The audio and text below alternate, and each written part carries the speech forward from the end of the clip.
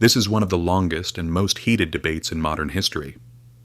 A conflict that has survived revolutions, brought down empires, bankrupted superpowers, and split the world in two. For more than a century, capitalism and socialism were not just economic ideas, they were fronts. Living without taking sides was almost impossible. Every speech that was given, every workers' uprising that erupted, every economic crisis that unfolded, and every proxy war that broke out carried the trace of this debate. The world we live in today is, to a large extent, the product of this conflict. But there is a part of this story that ideological defenders rarely talk about. In fact, they never talk about it. The truth is this: no system works the way it is described in books. Not once, not anywhere. When things are going well, everyone talks. But when pressure arrives, war, famine, inflation, collapse, the truth cannot hide, and in those moments the masks of systems fall. Welcome to the place where money, power, and history intersect. Nothing here is as simple as it seems. In fact, the story begins long before the words capitalism or socialism even existed.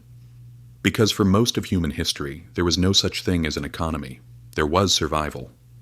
Kings ruled in the name of God. Landowners owned everything. Peasants worked simply to avoid starving to death. Progress was so slow that almost nothing changed over the course of a human lifetime. For thousands of years, life was zero-sum. If someone was winning, someone else had to be losing. Wealth came from land, labor, and war. Productivity barely moved. The idea that an ordinary person could become rich through trade or a new idea would have sounded completely absurd in those times. Then something happened. The Industrial Revolution. Late 17th century Britain was like a boiling cauldron. Coal, iron, capital, and an unstoppable ambition. Machines replaced muscle power, workshops turned into factories, and an entirely new force emerged: private capital. For the first time, things that had been monopolized by kings began to fall into the hands of ordinary people. People could invest, take risks, and grow. Productivity surged, but not everything was bright and beautiful. While some grew rich, others became even poorer. Inequality rose at a speed never seen in history. Cities choked on smoke, children worked 12-hour days, slums turned into breeding grounds for disease. Still, one undeniable truth remained.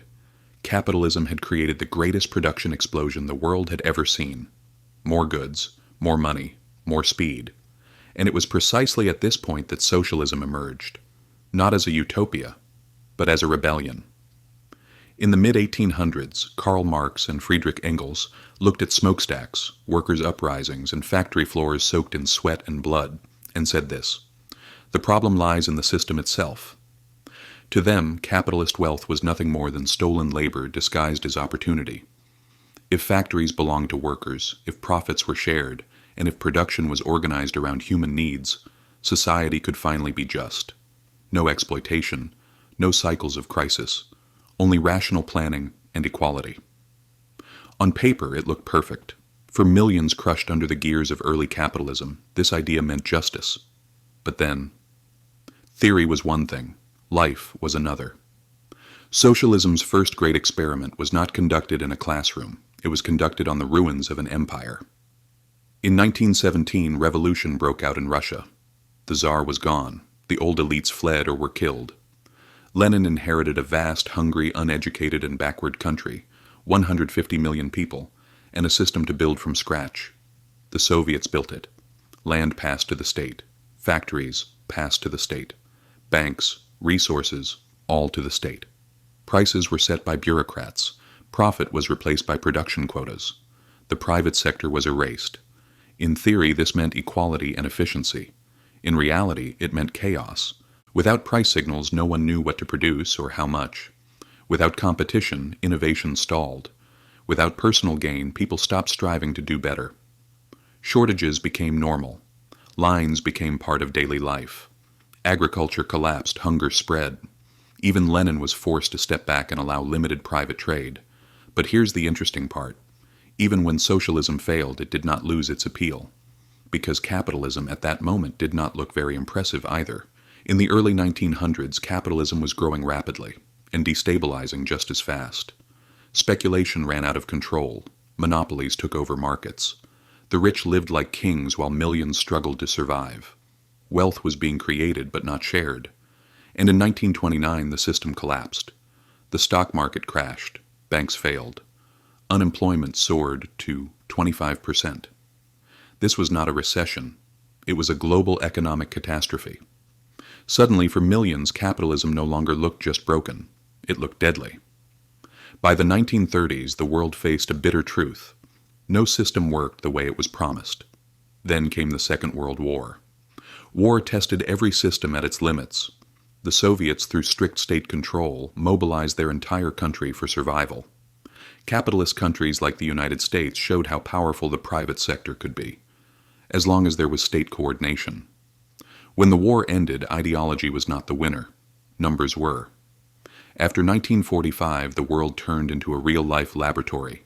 Central planning on one side, regulated capitalism on the other. The results slowly became clear. The Soviet Union industrialized rapidly, but the system rotted from within. The West learned from crises and adapted. Welfare states, regulations, and safety nets emerged. By the 1980s, the difference was obvious.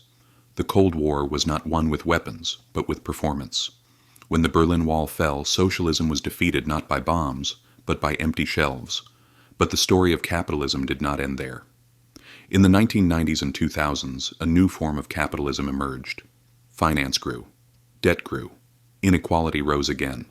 And then came the 2008 crisis. Same story, different costume. At the same time, socialism returned, but in a softer form. Free healthcare, education, strong unions, wealth taxes. Because younger generations began asking one simple question: who does this system really work for? Looking at the world today, one thing is clear. No major economy is pure.